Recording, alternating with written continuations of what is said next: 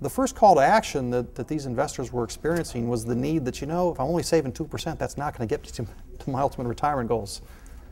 And 70% of those participants, for example, who went through an advice interaction at Schwab, increased their savings rate on average almost double.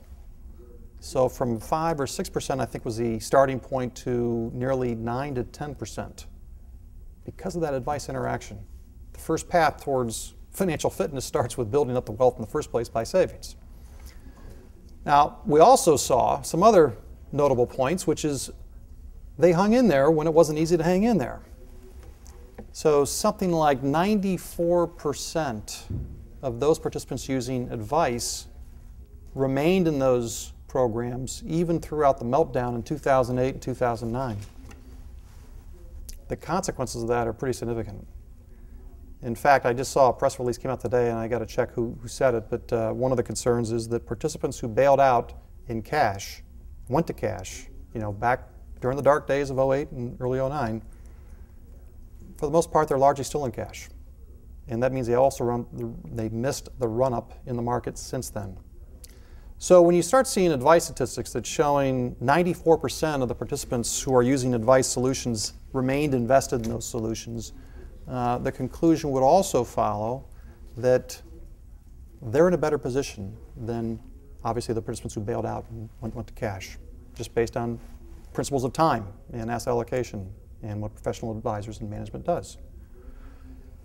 What I then called out was, so those are some of the stats.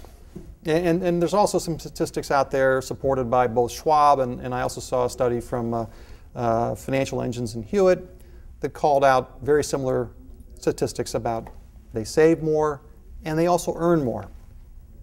Earn more as up to 2% net of expenses compared to those who are doing it on their own. So I went through all the stats, all good information, but I said the real problem, and something's in the way of this problem, is only 1 in 4 participants in a 401k plan are using some form of an advised solution. 1 in 4, that means 3 out of 4 are flying blind, hoping for the best. And so the challenge I called out was this industry is all about talking about financial fitness, about helping participants to a better place in retirement, about how their services will help participants achieve more. And yet when I look at that simple statistic and combine it with the data for those who use advice, 3 out of 4 are not getting the benefit of this help. Now, I'm not saying that 4 out of 4 need to get it, but certainly 1 out of 4 is not cutting it if we're really serious about ourselves and what this industry should do for investors in 401k plans, for example.